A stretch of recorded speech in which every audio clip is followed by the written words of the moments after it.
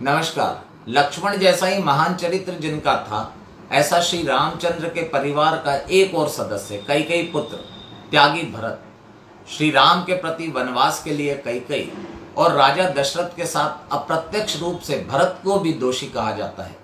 किंतु भरत ने किया हुआ राजत्याग श्री राम के लौटने की प्रतीक्षा करते हुए नंदीग्राम में वन वस्त्र पहनकर और श्री राम की पादुका के प्रति श्रद्धा रखकर दिखाई अटूट निष्ठा देखकर कोई भी दोष उनके जीवन को स्पर्श नहीं कर सकता।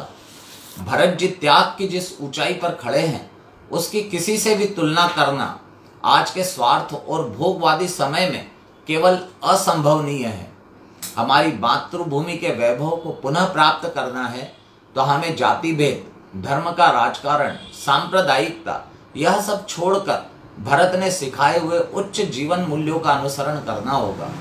श्री राम के वनवास जाने के बाद हर व्यक्ति ने भरत जी को अयोध्या बुलाया। अयोध्या आते ही सर्वप्रथम भरत जी श्री राम से मिलने गए। जब श्री राम जी कहीं दिखाई नहीं दिए तो उन्होंने अपनी माँ से उनके बारे में पूछा।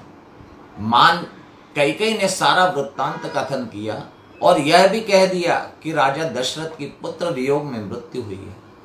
कैकेयी की सारी बातें सुनकर भरत जी समझ गए कि उनकी माता ही सारे अनर्थ का कारण है। श्री राम जैसा ही वेश धारण कर तथा ऋषि वशिष्ठ और अन्य ऋषि मुनि मंत्री अमात्य माता कौशल्या सुमित्रा सहित सभी प्रजाजन को लेकर वह श्री राम के राज्याभिषेक की पूरी तैयारी कर श्री राम को ढूंढने निकल पड़े। भगवान श्री राम से युद्ध करने आ रहे हैं, भरत श्री राम से युद्ध करने आ रहे हैं, ऐसा निषाद राज गुह और साक्षात लक्ष्मण जी ने भी सोचा। वे दोनों भरत से युद्ध के लिए तैयार हो जाते हैं। उनको श्री राम के प्रति यह निष्ठा देखकर भरत अत्यंत व्याकुल हुए। सामान्य मनुष्य के जीवन में मुश्किल से ही दिखाई देने वाला विशाल हृदय, दिव्य चरित्र और निष्कलंक मन, यही भरत के गुण विशेष है। लक्ष्मण भावनावश थे तो भरत श्री राम के जैसे ही विचारी थे। हर बात पर चिंतन कर अपने विचार प्रकट करना, यह उनकी विशेषता थी। श्री राम का मन बदलने के लिए उन्होंने जिस प्रकार का वार्तालाप किया था, वह परिपूर्ण विचार और अति उच्च बुद्धिमत्ता का ही परिमाण था।